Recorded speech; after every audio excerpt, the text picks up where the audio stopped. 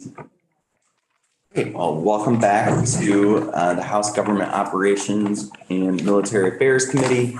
On this lovely Tuesday afternoon, we had heard a presentation of some draft language around the extension of open meeting and town meeting day authorities, and are going to shift gears a little bit and then give some opportunity for feedback on that from our Secretary of State and some folks from her office. So I would like to invite the Secretary and Deputy to please take the chairs.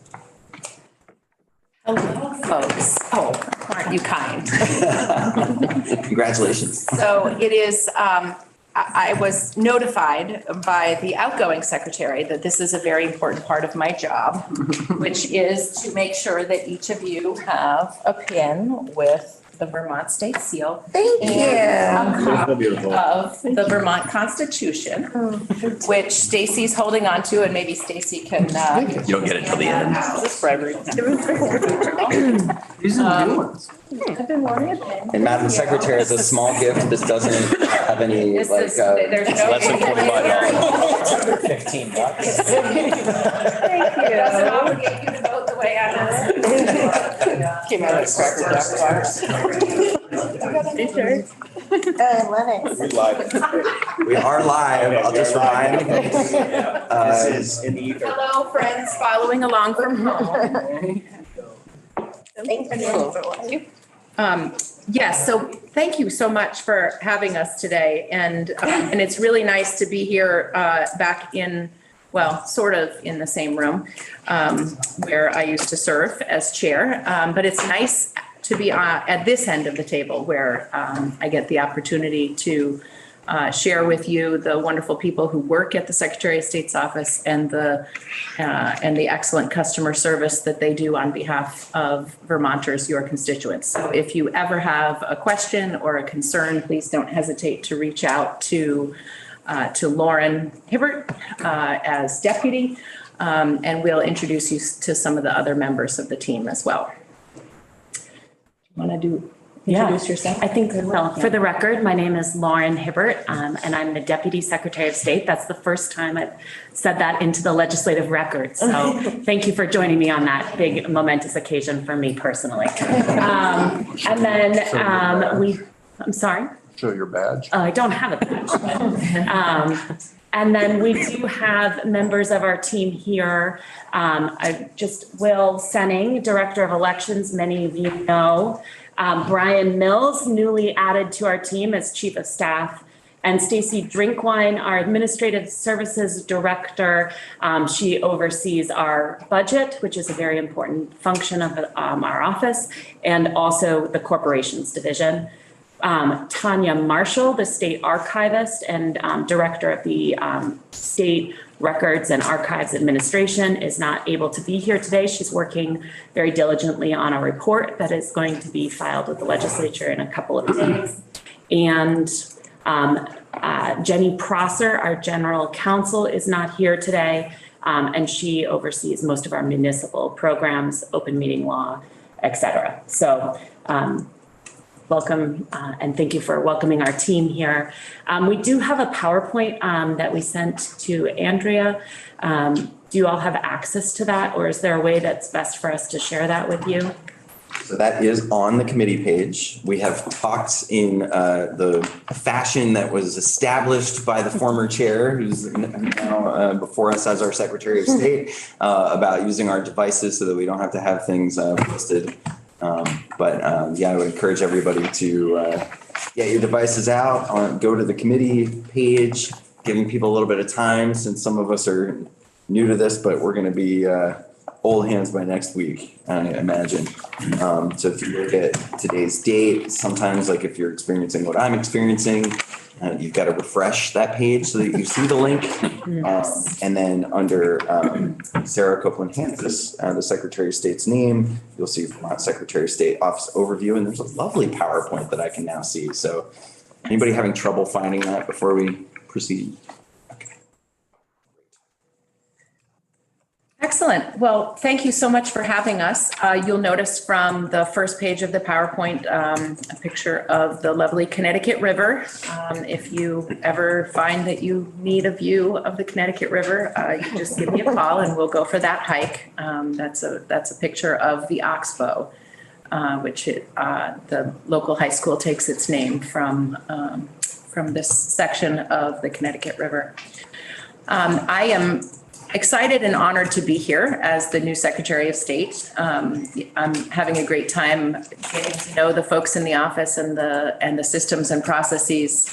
And I really intend to take my work as a citizen legislature to the office of the Secretary of State. And by that, I know you all understand that our first and primary role is to listen to the people who elected us and to ask them what's working, what's not working, and what can we do better. And I continue to serve in that spirit as Secretary of State.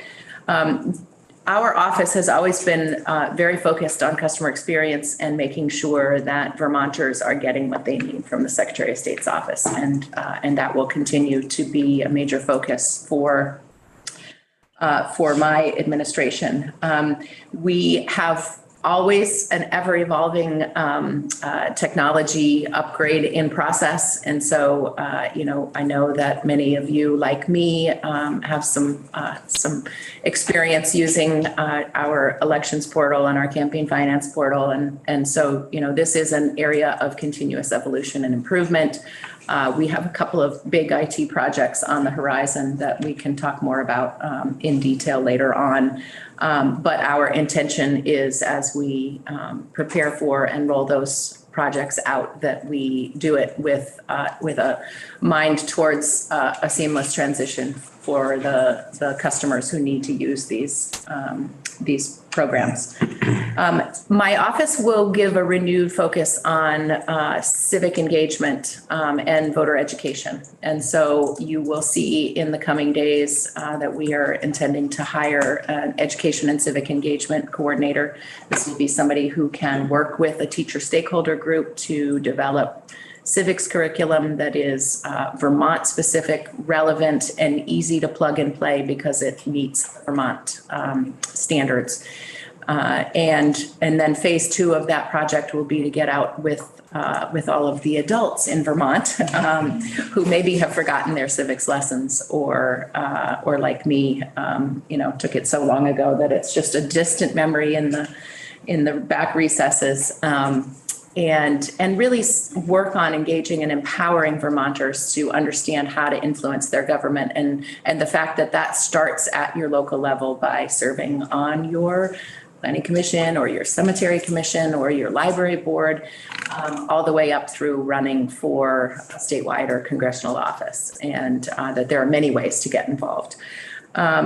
So you have now met the new leadership team. I believe that Lauren and I are the first all-female secretary and deputy secretary. So we just had to claim one little first something.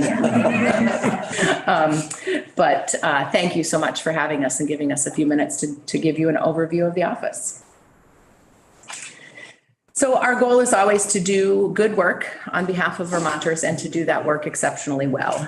So the 4 divisions of the Secretary of State's office are the Office of Professional Regulation, the director of that office was Lauren. So she's wearing 2 hats right now while we're in the process of hiring a new director for OPR. The Vermont State Archives and Records Administration, I hope that you will have an opportunity to come along and tour both of those sites with us. We would love to show you what those offices actually look like. They are the 2 satellites to our main office, which is right across the street. And then at the main office at 128 State Street are the elections and the corporations divisions. We have a couple of other programs that operate out of the Secretary of State's office, the municipal assistance, Safe at Home, temporary officiants, APA rules, and legislative clerk. And we can talk with you more about what those programs do, hopefully when you have an opportunity to visit us after you get your urgent, quick first bill out of the gate. first division I'd like to talk to you about is corporations and the business services division.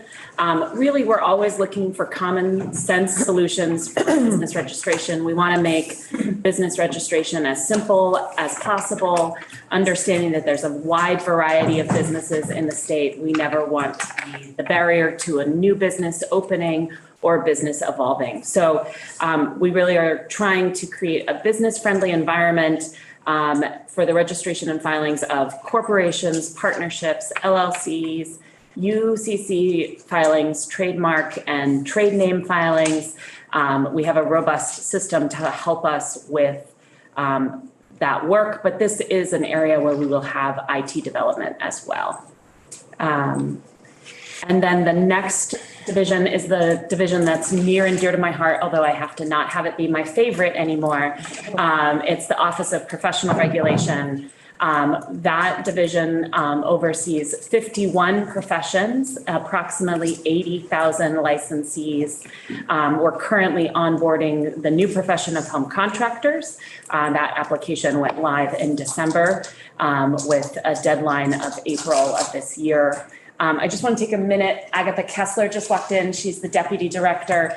She's going to be helping me triage the work for the office as I'm filling these two seats. So you may see if you send a question related to OPR to me that I triage it with Agatha.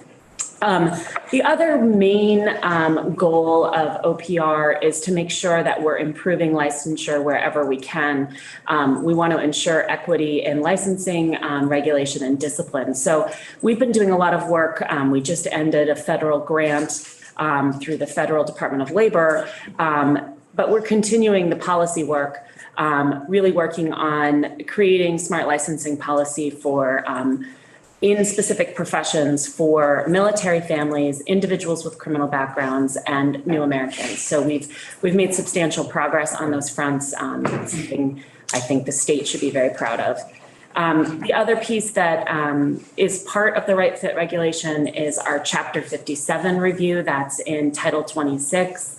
That gives the Office of Professional Regulation the responsibility of reviewing a new profession that to be regulated. It gives the office the responsibility to do so that's a sunrise, a sunset, which means when a profession needs to stop being regulated, and a scope expansion review. So we do those reviews on the request of the legislature, or if there's a party that asks us to do those reviews. And then we provide a report to the legislature on the outcome. And the goal is really to make sure that we're regulating what we need to regulate, we're not over-regulating, and we're making sure that individuals have access to the profession. The next division is the Vermont State Archives and Records Administration. The mission is very well set out in statute, and I'm just going to read it because I love it. It's to provide, protect, promote, and preserve, all the P's, Vermont public records in collaboration with other public agencies for the benefit of the public collectively served. So our most precious documents, our most important documents, some of our most interesting documents are all at VESARA. So we also administer the RIM program, which is the statewide records and information management program that is throughout all the state agencies to make sure that transparency is preserved in our records of our public officials. And we also, the VESARA carries out several other Secretary of State obligations, the APA procedure, tracking and assigning the acts and resolves, municipal corporations and districts, record authentications, certifications and filings, including some vital records and school districts. Any questions so far? Okay, so we, under the RIM program, just a little bit more detail on the RIM program. We really are trying to create guidance documents for and standards for our state agencies. We do appraisals of the public records and issue record schedules. And we have repositories where we keep these records. And again, the goal here is always to make sure that we have transparency. So when right now the Vasara is taking the records, absorbing the records of the Condos administration, of the Donovan administration, of the Pierce administration, because this is a big time of transition. So making sure that we have the records from those changes in administration. And I always like to say, operating a record center for inactive paper and analog state records. If you come for a tour, you'll see we have forklifts and boxes and appropriate storage, temperature. It's a very state-of-the-art storage system. And computers that will read all form of disks that go back. And microfiche. Yes, exactly. Even A drives? Yeah, I think so. I think they do. Yeah. They can look up documents that are so old and in the beta form of computer. Yeah. Oh, wow. Excellent. So the next division that we would like to talk about is the elections division. It is the division of the office that tends to get a lot of attention and focus because it's fundamental to our democracy. We are focused on free and fair elections and making sure that Vermonters have access to their democracy. Our elections division is a mighty team of 5 that protects the integrity of campaigning and elections in Vermont, administers our elections, oversees the campaign finance reporting and lobbyist disclosure laws, and encourages civic participation. You know, if you've ever needed to call for help on your campaign finance filing, that we provide a customer-friendly environment, and that we always work to make sure that we are helping folks understand both people who are candidates, but also helping citizens and lobbyists and public officials understand the election system. We also administer, obviously, federal and state law relating to elections, promoting voter registration, and overseeing and assisting our town clerks in the conduct of elections. Our election staff are working to continue to provide an online portal in which you can do your campaign finance disclosure. The lobbyist disclosure is also online, and ongoing training and support to our 248 town and city clerks who are the partners in administering elections. We are really proud of the work that our elections team has done here in Vermont. And in Vermont, our elections were rated #1 by MIT's Election Data and Science Center in both 2016 and 2020. And ranked 3rd in 2018. And I think that that's something to be really proud of for a small state by this national measure. Is this one mine? Mm-hmm. Oh, okay, good deal. I can take it if you want, though. I think I won that one, which means I do it. All right, it's all yours. We had this so worked out, but then I forgot that this was my slide, so you get it. So we also do municipal assistance. We really like to think of ourselves as supporting Vermont towns one call at a time. So we answer multiple inquiries from Vermont towns, trying to make sure that town residents understand how to access their state government.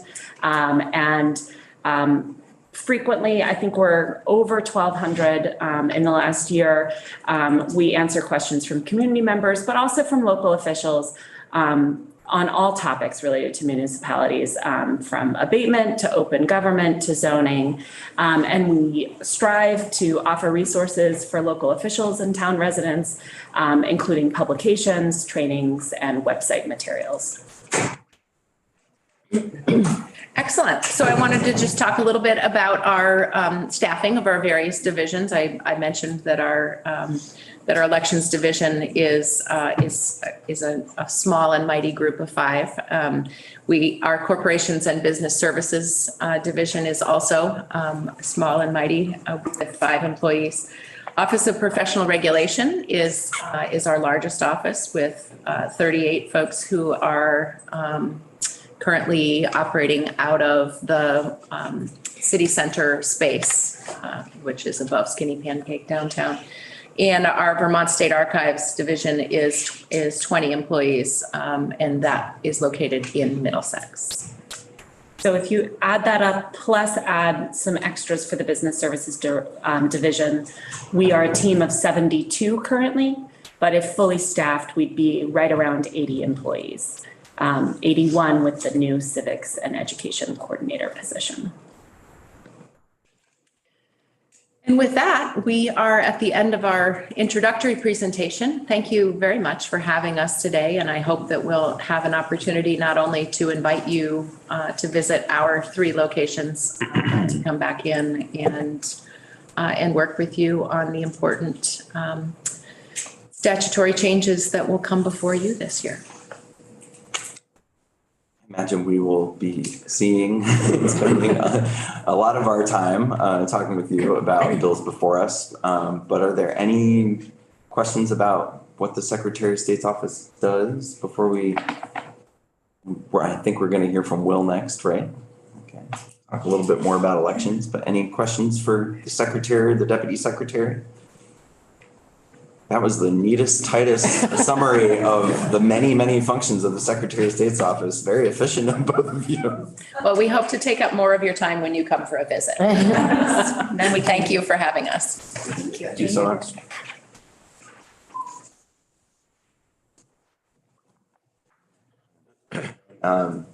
Will Senning, the Elections Division.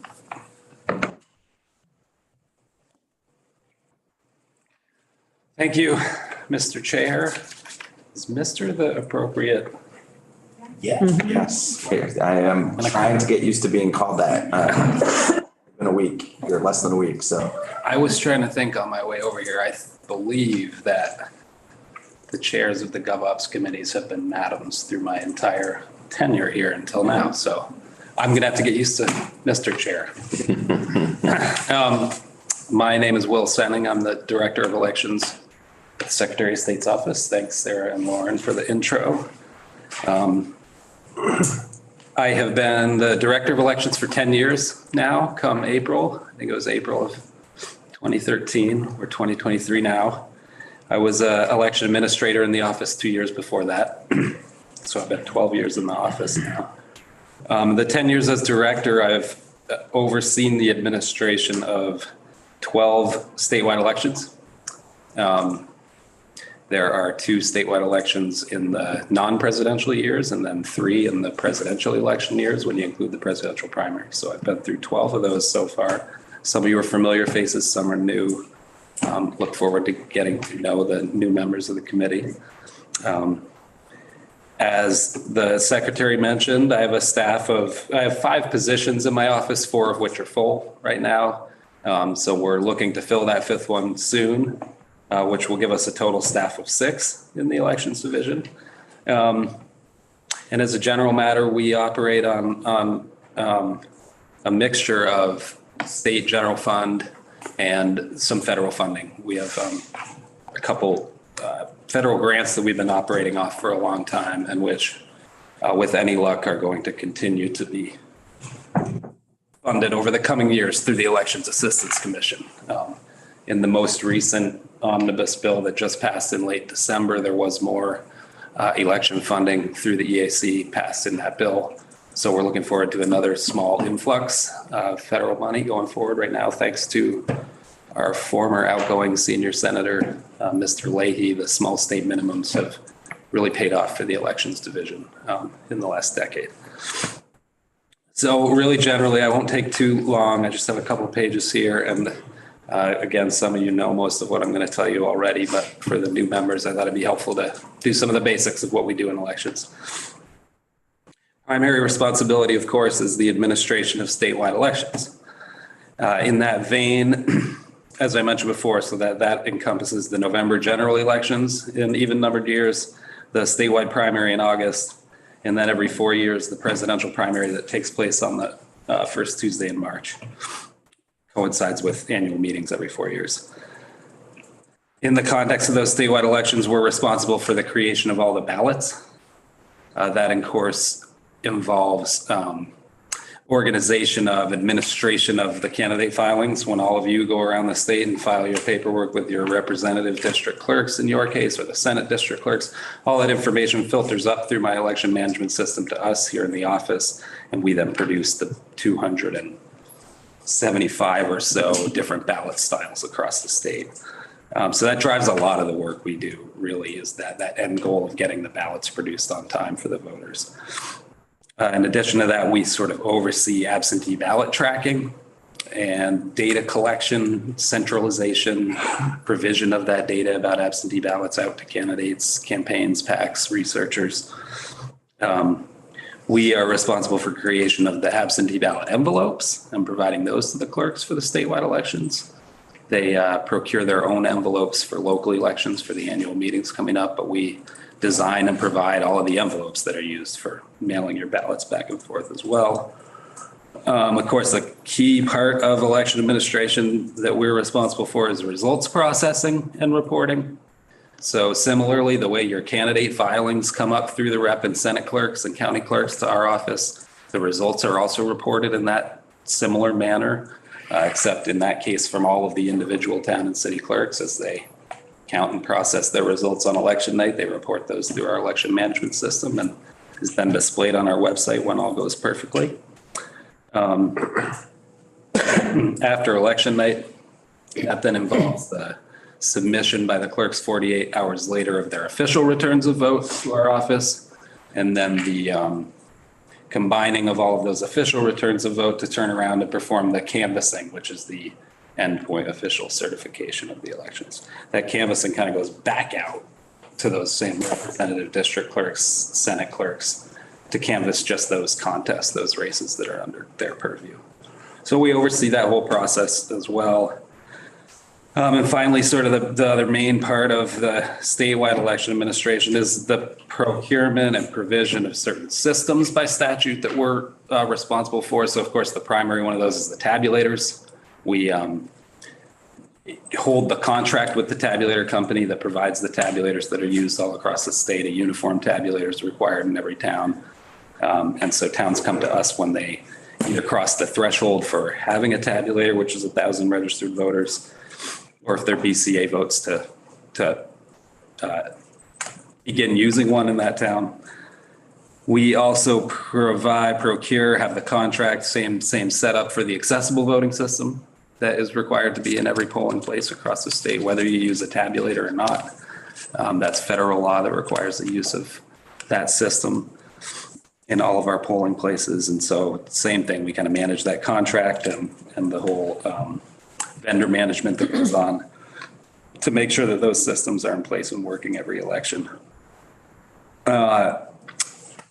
Also sort of concurrent, right, with statewide election administration, when I talk to the town clerks in my trainings, I often talk about how, you know, a lot of your election responsibilities come around just every couple of years and are sporadic. And then there are long periods of time when you aren't thinking about elections. The exception to that for them, of course, is the voter checklist. That's the other thing which we really oversee. By federal law, the National Voter Registration Act requires that all states have a statewide centralized voter checklist where all that information is contained and then can be provided out to people requesting it. So we have a system whereby the clerks have control of the voters in their town. So the clerks are the ones adding voters, removing voters. We have no authority to make edits to the checklist, to voter records, to add or remove them. But we kind of house the whole thing that puts all that information together in one place and help the clerks with their administration of their voter checklists. That's sort of the big high-level stuff we do in terms of the statewide elections. In addition to that, we provide ongoing guidance to the clerks about local elections, right, that take place throughout the year. Most of them, of course, every town has an annual meeting on the first Tuesday in March, but then as you all know, there are special meetings and other votes that occur throughout the year. The best way I find for me to describe our role or to help people understand our role with local elections is that, number one, we're not the local election police. I have to tell somebody that almost every day, maybe every other day. We don't have any enforcement authority over the local officials running their elections. But what we do is we, of course, provide a guidance role to the town and city clerks and other local election officials, BCA members, select board members, on compliance with local election law, help with the processes, meeting their deadlines, answering any questions we can in relation to Title 17. There's a separate subchapter in Title 17 that governs local elections. And it's one of those classic statutory constructions where if something isn't covered in the local election chapter, you assume that it's bound by the broader elections provisions in the conduct of elections chapter, which is where you all will do a lot of work. So we do as good of a job we can providing support to the clerks for the running of their local elections. I like to say, in addition to the local election police line, which puts it even more in context, is that a local election can and do very often take place across the state without our office even knowing. So a clerk can conduct and a local BCA and select board can conduct a local election A to Z without even involving our office at all. And it goes from that end of the spectrum with your really experienced towns and cities and clerks all the way to us really holding the hand of, say, a new clerk or a new BCA through the local election process. In addition to just administering elections, I said I would keep it short, and you guys will find I have trouble keeping things short, but my best. As the secretary mentioned, we are also responsible for overseeing the campaign finance disclosures, which I don't have to explain in detail to you all because you're all fairly familiar with them at this point.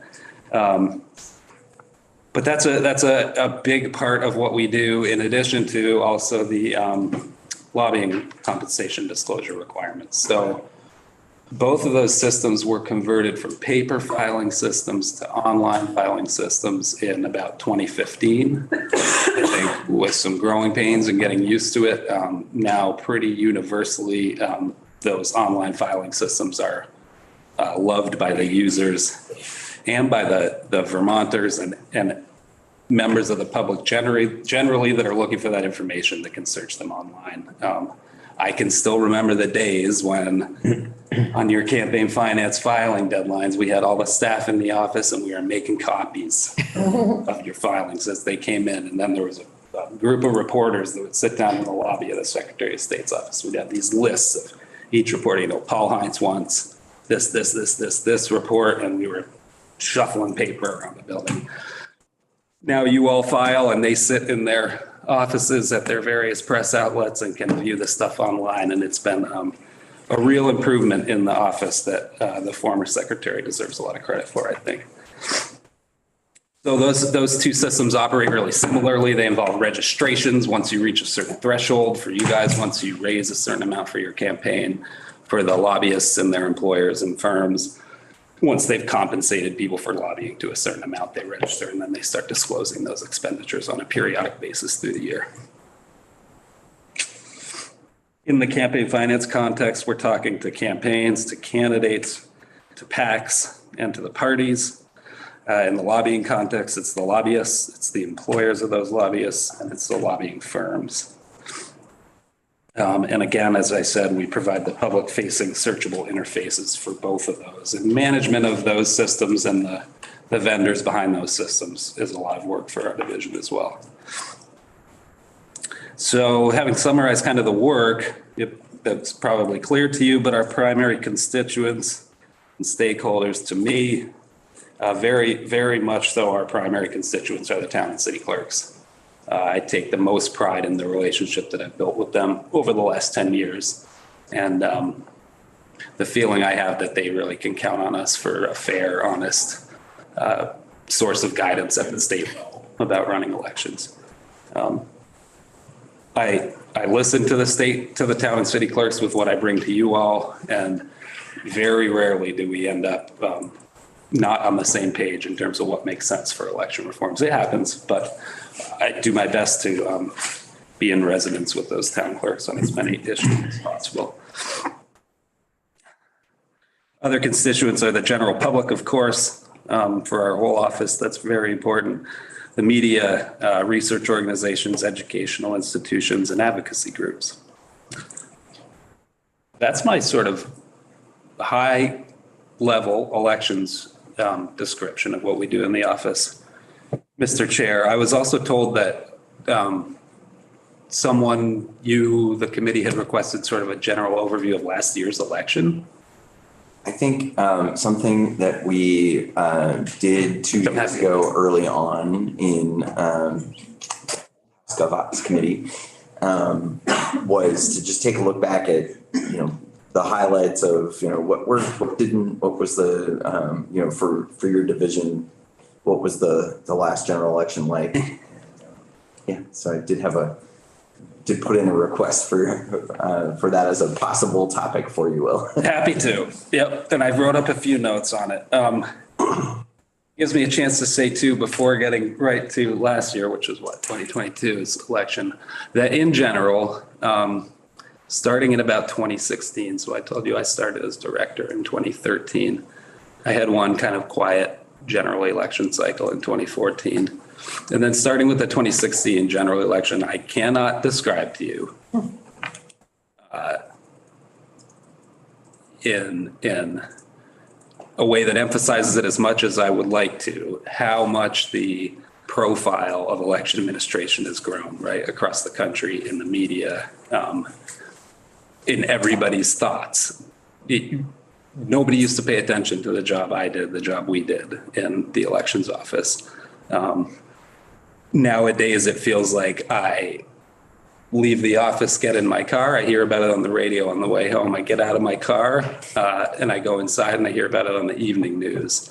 And then I'm trying to go to bed and I hear about it on the late night cable news. It's just everywhere now, and that's for better, for worse, right? Some parts for worse, some for better, but just that's been a really significant change for me and for my division over the last 5-6 years. It's just the extreme attention, profile, and of course, misinformation being spread about election integrity administration. More specifically, last year brought about its own set of challenges, and really in three big categories that we dealt with last year. One, we had redistricting taking place, of course.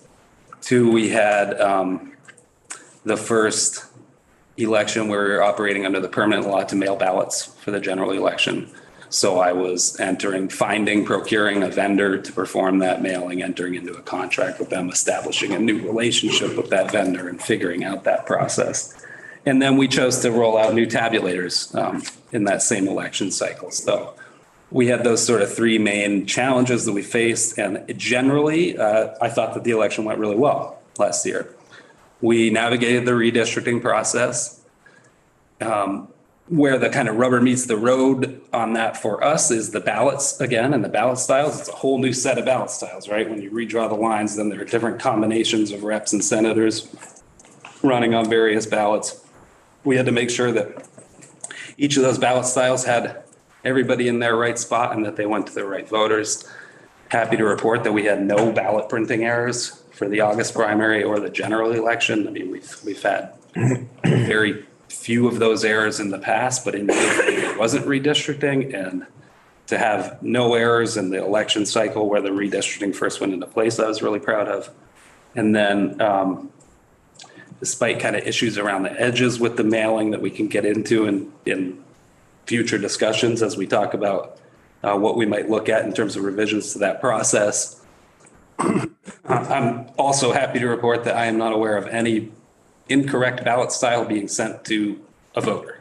So, right, we didn't have any instances of Montpelier's ballots being sent to Northfield voters or Northfield ballots being sent to Northfield voters. And can't really describe to you the amount of work and coordination that goes into making sure that that happens. And that is the thing when you're going to proactively mail ballots to all your active registered voters that keeps me up the most at night, and that is my biggest fear, is that we get that wrong. And we avoided any errors in that regard as well.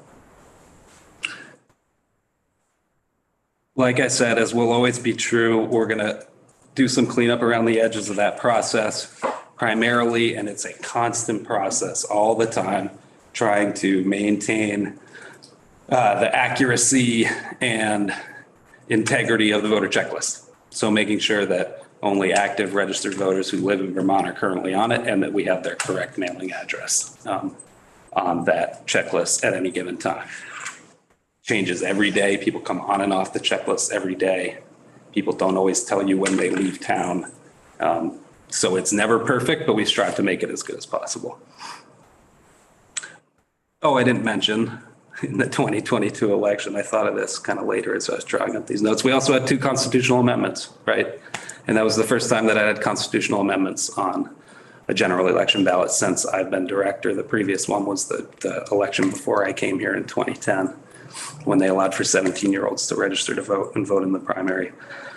But we also successfully pulled off the administration of those constitutional amendments, which was interesting. It added another wrinkle to the ballot in the election that hadn't been there before. The last new thing, and it was the last sort of major legislative reform that went into place, and this is important for you all to know about, before the last election cycle, was the ability for voters to cure defects in their ballot returns. So that was another new process that we faced last year and had to kind of implement for the first time. We created postcards that the clerks could send to the voters under that law to notify them that there was an issue with their ballot. We're going to work with the clerks now to refine those postcards, make improvements to them after their use. But as a general matter, that process was very successful too. I think there was some skepticism on the part of the clerks. That was one of those where they were conflicted, right? Because it's an extra administrative step for them. It's a little more work going back and forth at the same time. And I tried to remind them of this as we were enacting it, that they are also the ones who called me and hated it when they couldn't let a voter fix an error in their ballot. And there's a simple error, hadn't signed the envelope or hadn't put the ballot in the right envelope. And the voter's on the other end of the line saying, man, you really can't count my ballot. And no, I don't have any chance to fix it. And for years, that was the case. And those were some of the hardest conversations that clerks would have with voters. And now they don't have to have those anymore. And I think that they really appreciated that this year. And it was worth a little bit of extra work of tracking whose ballots were defective and doing that. For folks who weren't involved in some of that last biennium or might not be aware, could you just give an example of like a ballot curing issue? Sure. And it's important to note, right, that those, we talk about defective ballots, but it's really not anything to do with the ballots. In fact, it's really, and I need to be more careful, and I like to say it's defective ballot return, something with the mode of your return of the ballot. And the primary ones are that you didn't sign that certificate envelope that you put the voted ballot in, or in the case of the primary, that you didn't return the 2 unvoted ballots in the unvoted ballot envelope. And you get all kinds of combinations. You get all 3 ballots in one envelope. You get just the voted ballot coming back, just the unvoted ballots coming back. Those are the 2 biggest examples. Do you have a sense of the order of magnitude? I mean, are we looking at dozens, hundreds of those? It's never been a lot. And that's why I think maybe, it went unthought about in a really substantive way for a long time. But any amount of ballots, right, where a voter is not having their vote counted because of some administrative procedural error and returning it aren't good. Last year in 2022, there were 524 defective ballots in the general election, and 306 of those were cured. So we were happy, pleased with that, proud of that. That means, over 50% of the defective ballots got cured in the first run with the ability to do so.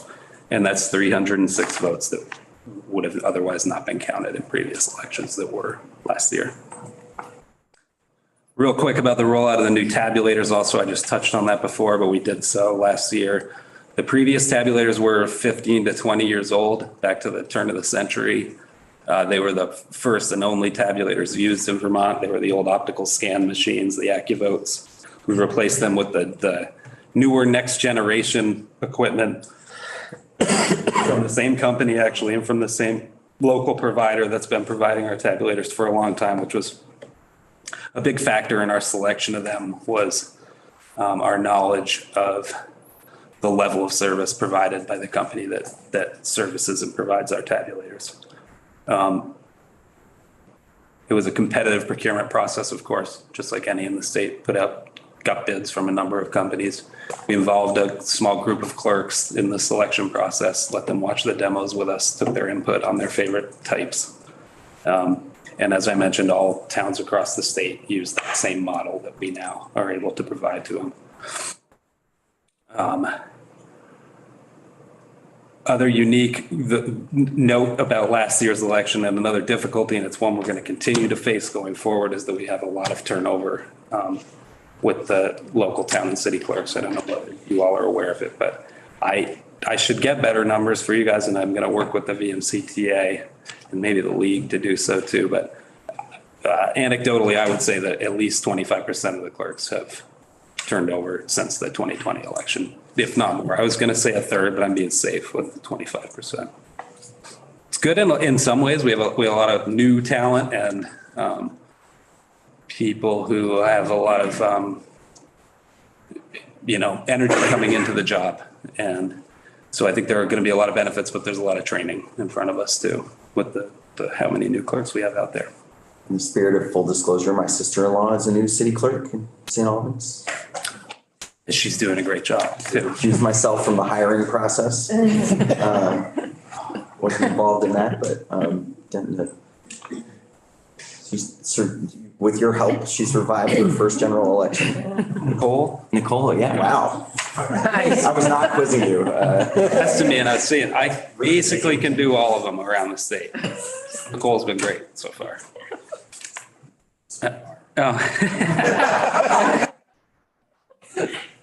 So in summary, new tabulators, the first time doing the permanent ballot mailing for the general election, redistricting, all of this coming on the heels of the 2020 election, which we administered during the height of the pandemic. I was pleased with us coming out as well as we did last year and ready to move forward toward the 2024 cycle. That's what I got for you. Happy to take questions.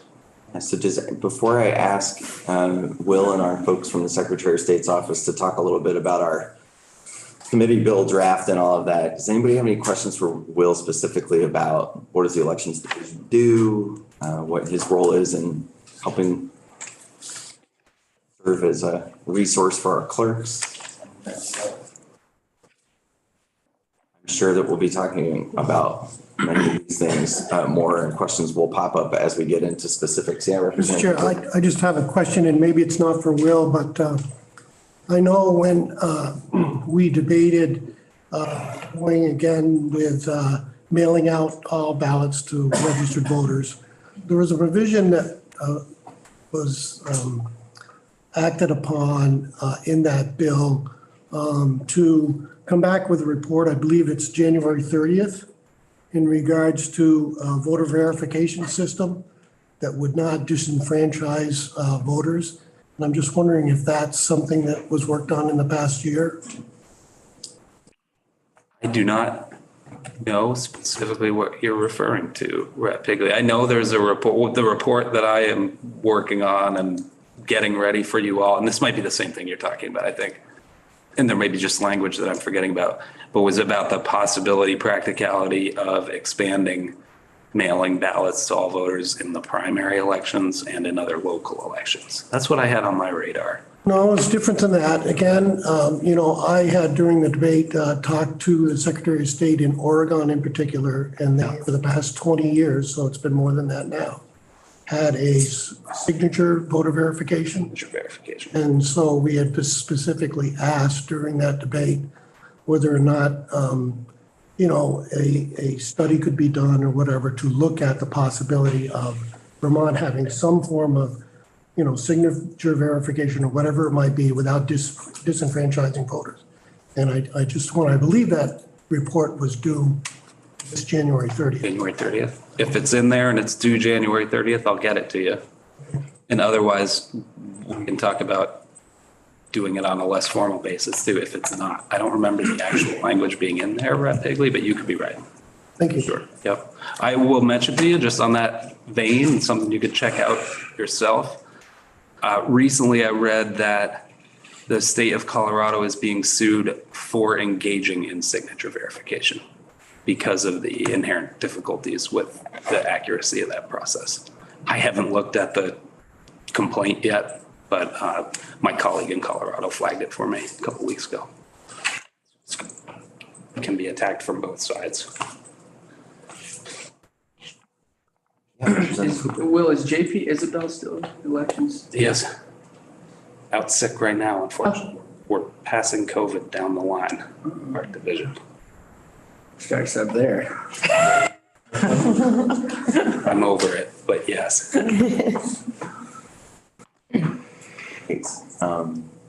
Do you have anything else you want to add, Will, before I ask you to give us some comments and feedback about the open meeting law and town meeting day election policy that we were discussing earlier? I think if I missed any real highlights, but I don't think so.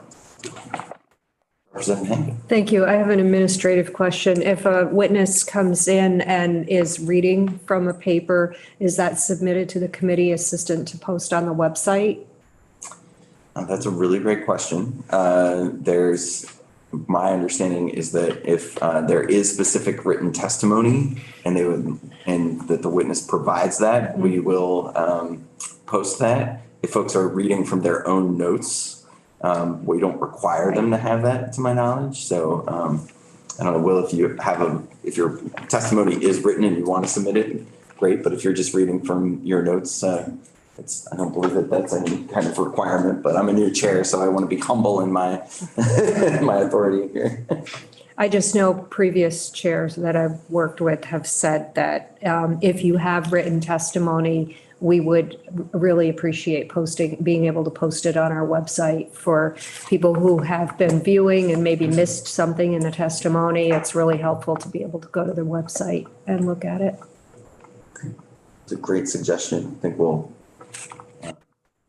use some discretion there, but if I will ask some of my fellow chairs and try to establish a norm here in House Gov.Ops and military affairs. It's a great suggestion. Thank you, Representative Hango. Now we'll kind of switch gears from general overview, and I'll ask Will to give us his thoughts on the draft 1.2 of the bill about open meeting and town meeting day. If you all would like, I'd like to, if Lauren, if you want to join Will and testify together, I will leave it up to you to decide how you want to involve yourselves in our discussion here most efficiently. Sorry. And I really just have one brief comment, maybe two.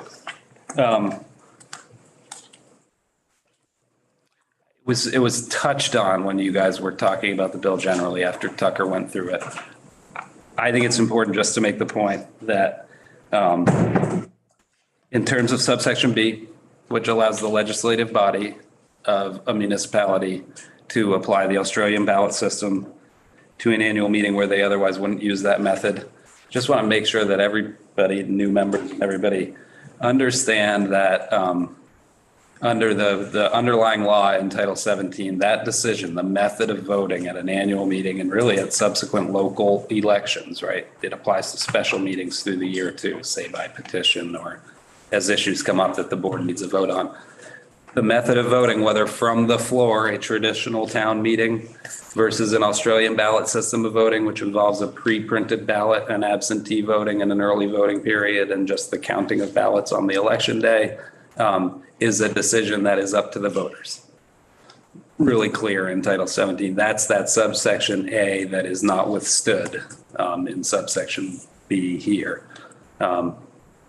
So to the extent that this kind of emergency authority continues to be granted, it's moving that decision-making power from the people in those towns and cities to the legislative bodies in those towns and cities. And I think it has been and is, and that's why I support the bill as it's written, entirely appropriate in the context of the public health emergency presented by COVID. But I think it's really important to think that through carefully if there's any suggestion of doing it permanently. I'll give you the example too. I live in Duxbury. I was born and raised in Duxbury also, just throw that out there. And have been to many town meetings, over the course of my childhood growing up when my parents could get out of work and bring us there. And they operated under the emergency procedures during COVID and the year after. They not only adopted Australian balloting, but then Maureen, who's my town clerk, who's great, also took advantage of the drive-through polling procedures, and she has that down to a science in Duxbury. But for example, they went ahead and did a vote of the voters. They petitioned whether to make this change permanent to Australian ballot voting. And we had a vote in, was it November, December. And I was really pretty blown away. The town decided to make the move under all three categories that you could do so. And so now all the business in Duxbury is conducted by Australian ballot on a permanent basis. But the voters got ahead of you on this latest round of emergency legislation in Duxbury and decided to commit to it for a long time. It's really interesting too. Now I'm going down that road, but there was, a lot of angst over that decision that night. And it's the old, there's been a constant sort of tension, a natural occurrence with these votes because you need to, and this is what Tucker was talking about too, that you can't use the Australian ballot system to choose to move to that system permanently. That really just reflects the reality on the ground. If you run a town meeting, that's where you vote on things. So when you're voting to make this change to an Australian ballot style of voting, it's the people who can come to the floor meeting who end up voting whether or not to then adopt the Australian ballot. So I'm sitting there, a month or so ago in Duxbury, and when they were voting yes to adopt Australian ballot, that's essentially 120 people in that room in the school gym voluntarily ceding power to the rest of the town because they understood that the rest of the town didn't have the same opportunity they did to attend those meetings in person. And those votes go both ways, right? But I just thought it was sad for a lot of people. And I was talking to my dad later that night, and I said, Dad, one positive way to think about it is how selfless that was of the 110 people who can make it to those meetings every time, to recognize that not everybody can. I'm pulled both ways on those votes. I see the arguments on both sides.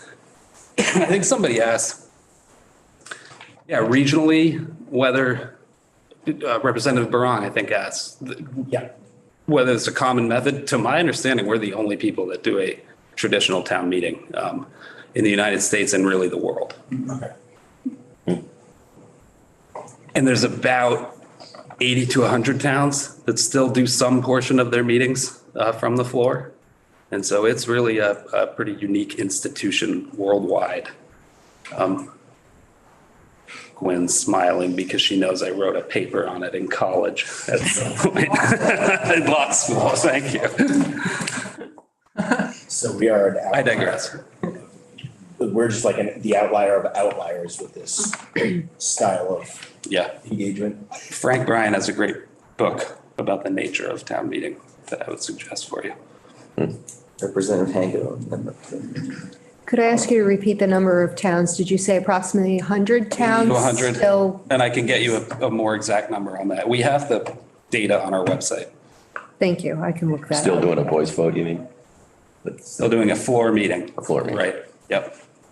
Before I go to Representative Nugent's question, I just wanted to maybe ask you a slightly more specific. Do you have a sense of how many of the towns switched to Australian ballot during the emergency provisions and then already for the 2022 town meeting day kind of switched back roughly to doing their business from the floor and didn't take advantage of the emergency provisions in the next year? Putting you on the spot, I probably should have prepared you for that question, but we're going to be doing this again tomorrow. So if you want to email me in response to that, that's fine. But I'd love to have a sense if you do. No, but I'd have to be entirely clear what you're asking, because once the emergency provisions lap, they don't have a choice. They're back to their floor meetings.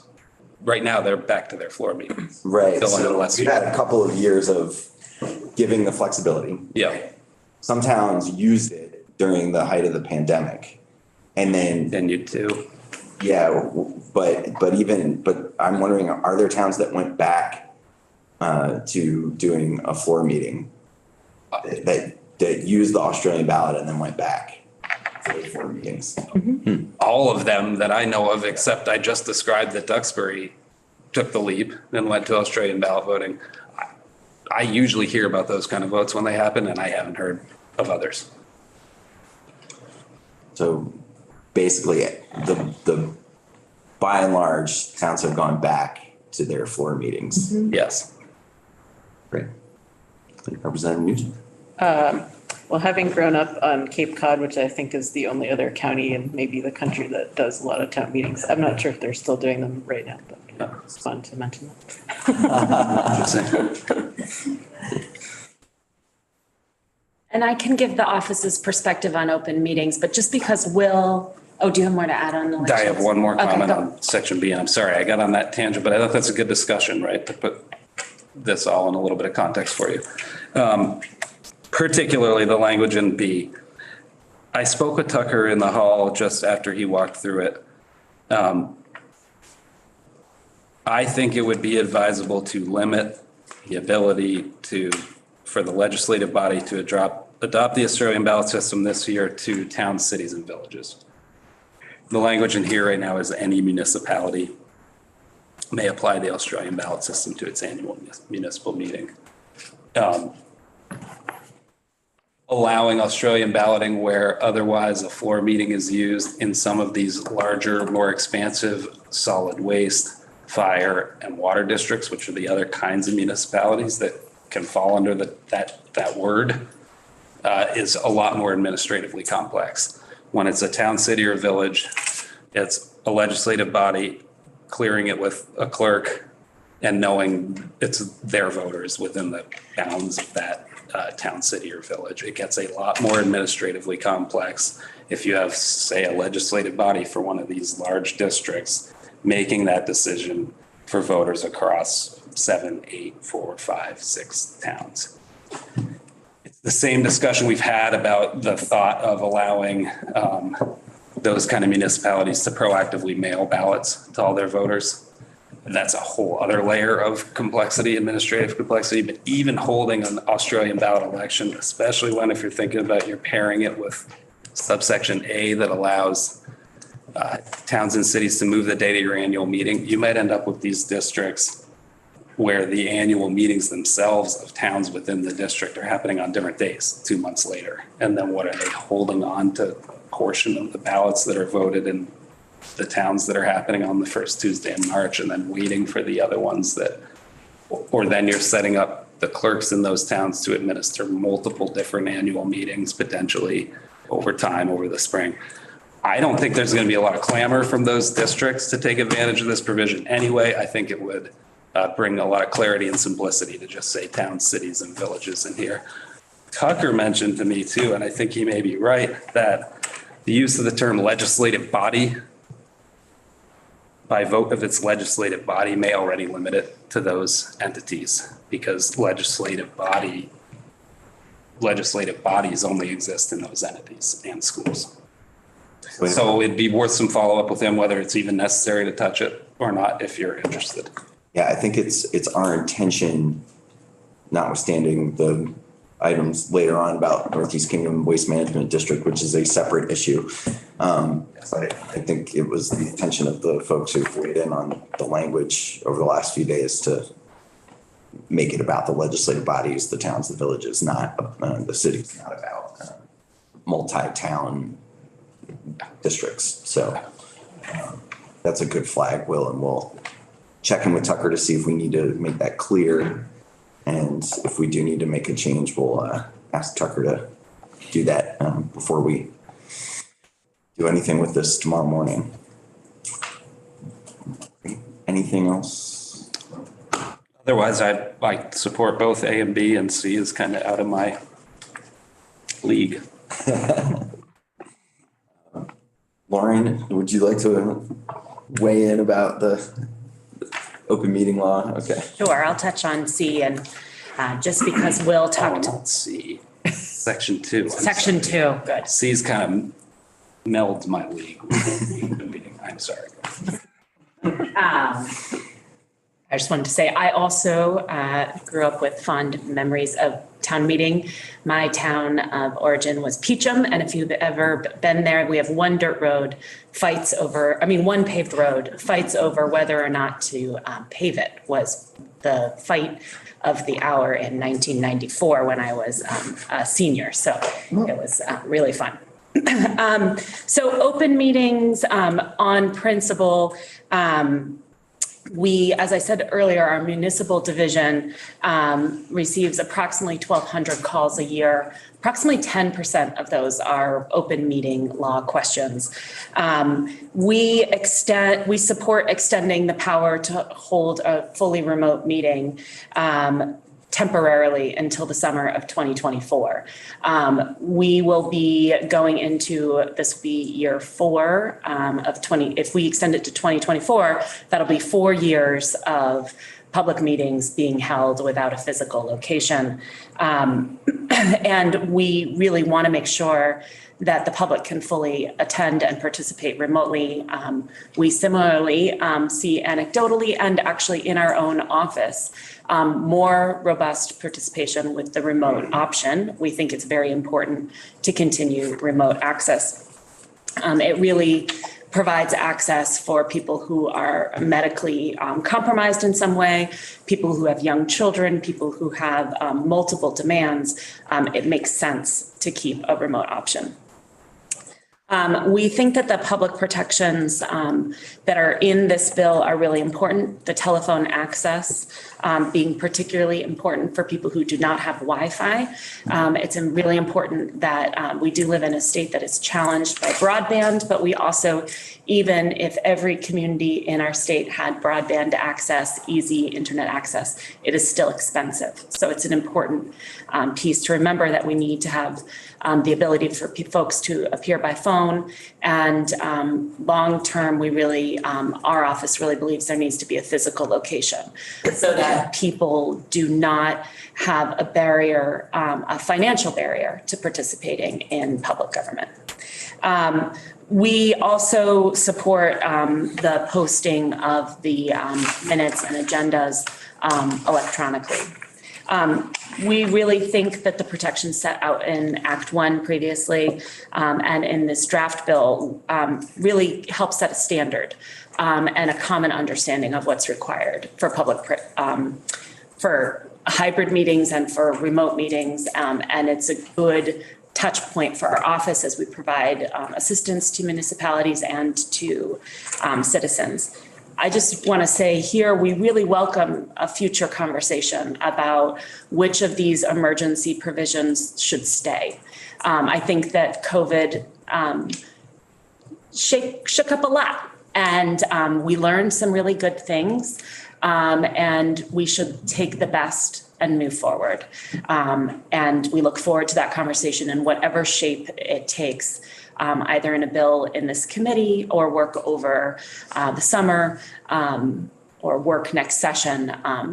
But we do think that these emergency provisions, we support this one last bill, and then we'd like to move forward towards what is our future state and to stop having these emergency bills at the beginning of a session. And the other piece, and wearing my OPR director hat, it's important for this committee and for everybody who's engaged in open meeting law to remember that it's not just cities, towns, and legislative bodies, it's also public governmental agencies. So our Board of Nursing follows the public meetings law. There's many stakeholders in the conversation, stakeholders who may not be paying attention to this bill. So any future conversation, I hope, can have a wider net of stakeholders as well. That would certainly be my intention if we're going to move beyond this temporary extension. So really appreciate the nuance and the thoughtful approach from the Secretary of State's office, and recognizing that I think a lot of those boards and commissions and public bodies are expecting to be able to continue to meet remotely, but that we've got some work to do to establish best practices, make sure there's equity of access. And you flagged some issues for me during this conversation and today in your testimony that I hadn't really been thinking about as we were moving through this. Any questions for Lauren about open meeting law, the requirements, posting requirements? You guys are quiet. I don't want to like dominate this. I'm super geek about this stuff, so. make sure everybody feels like we can have a robust discussion. Well, I really appreciate you being here, both of you today, and Madam Secretary for joining us and giving us so much of your time this afternoon.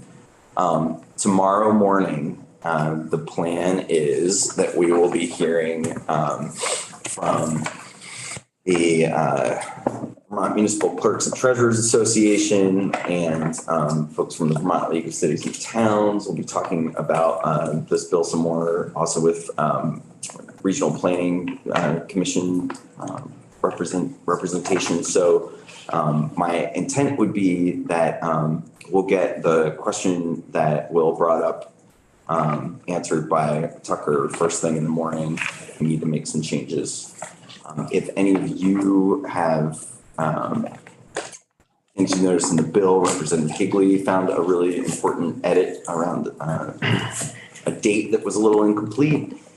So if there's anything in the language that you want to bring up now or for tomorrow morning, my intent would be that barring any huge surprise, we would do a final markup, walk through it, and vote at the end of our morning session tomorrow before lunch. Any concerns? Yeah, Representative Waters. I just thought of a question. Does the state collect data, like participation data, or have they in the past based on the, floor meetings versus the Australia ballot, like the difference in participation since the emergency bills were enacted because of COVID? Is there a resource for that anywhere? Yes. Yes. We do an informal survey after annual meeting that we send to town clerks. So we always say that data is as good as I get responses from the town clerks about it. They're not required to report that data to us, but it's pretty robust. Cool. Yeah. Post it on the website. I can show you where. You should shoot me an email. Yeah. I'll link up to that on the committee website too if folks are interested. Representative Hooper of Burlington. You just mentioned something about having phone available, and that triggered. Have you been inquired, or have you sort of thought about a standard for what public access means at this point, when some places have Zoom, which is completely interactive, and some is just a telephone where you basically listen and can't speak? Is there a threshold there that is going to come? I think that's part of the conversation, Representative Hooper, that needs to happen, not as part of this bill, but as a future conversation, because administrative bodies, public meetings are being run in different ways. Some, as you said, are just on telephone, which has a very limited participation threshold. And, it's hard to know when to talk and when to listen. Some are on Zoom. Many of the Zoom Teams meetings have our video option and a telephone option. And then lots to be thought about how to, if we continue, which I think we would support continuing a hybrid model with telephone access, how do you ensure participation in the telephone model as well? So those are all conversations that need to be had. I don't think there is currently best practices for running a hybrid meeting that's issued. I think it's issued by a specific body, but I think probably the Legislative Rules Committee has issued the best practices for a hybrid model in the past. But I don't think as a state that hasn't been issued. Would you say that the spectrum of, especially with smaller municipal bodies and your smaller boards and commissions, that the technology available with microphone, speakers, cameras, screens that we have here, it's a barrier for them to be able to have a successful hybrid meeting at this point? I think so. And I think that that's part of the conversation that needs to be had. If we want to, as a state, encourage all public bodies to have hybrid meetings because of the increased participation, then there may need to be a grant program or some way for the smaller communities to get access to that technology. And that's a conversation that needs to be had in the future. But But technology is expensive, storing video is expensive, posting minutes and agendas electronically has a cost. So does posting it in a paper. So there's lots to talk about around this issue.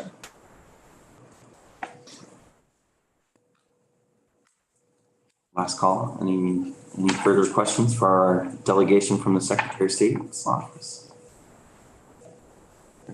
Well, I think we will adjourn for the afternoon. So thank you all for being with House Gov.Ops and Military Affairs today, and we'll see